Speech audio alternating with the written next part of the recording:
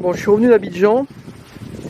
Là, on est bloqué un petit peu pour faire notre abri escargot là, parce que on a la personne qui livre le ciment là à Zokos, son camion est en panne depuis une semaine. Donc on a travaillé sur les plantations depuis une semaine, depuis mon retour d'Abidjan. Et là, on reprend un petit peu le parc à escargots. Là, on est en train d'essayer de faire des, comment on appelle ça, des arceaux. Donc pour pouvoir poser un filet par-dessus le parc.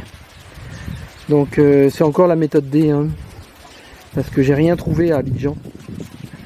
J'ai rien trouvé pour faire les arceaux. Donc on a pris des fers à béton.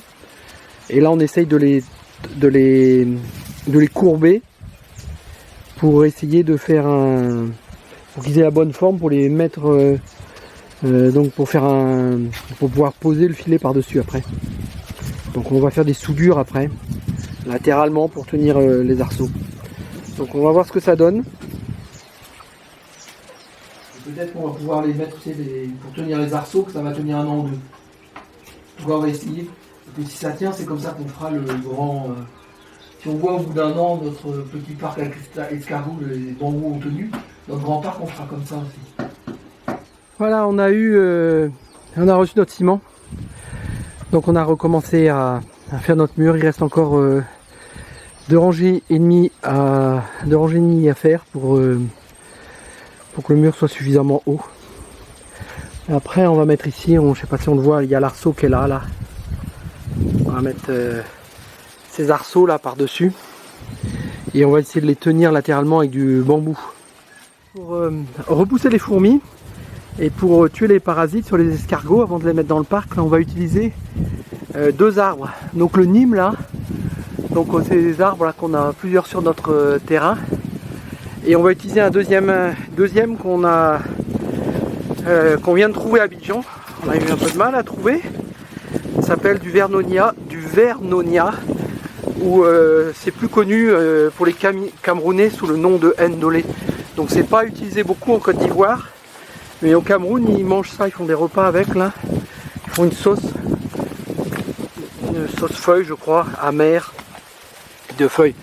Et donc là on a récupéré donc un morceau de branche de Vernonia, on a coupé en morceaux et ça pousse tout seul. Donc on va faire un mélange de Vernonia et de Nîmes pour traiter nos escargots.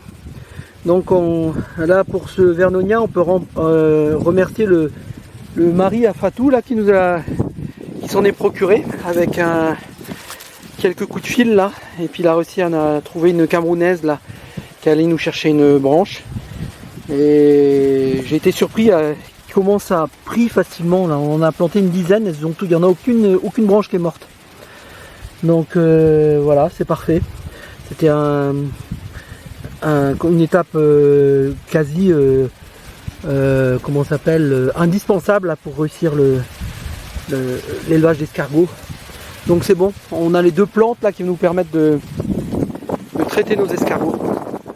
Voilà comment on prépare le produit un petit peu antiseptique là, pour comme un petit peu pour enlever les parasites là sur les escargots avant de le mettre dans le parc là.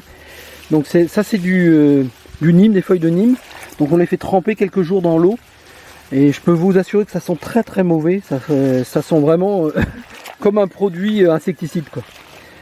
Et donc actuellement on n'a pas mis de Vernonia dedans parce qu'ils sont trop jeunes encore, il faut attendre que ça pousse. On a mis que du Nîmes, et on l'a utilisé aussi sur les citronniers parce qu'on a des problèmes de petits insectes là, qui mangent les feuilles là sur le citronnier.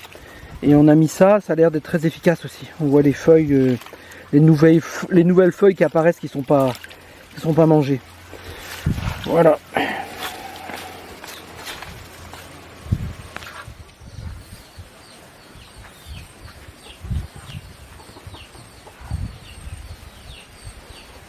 Ça avance.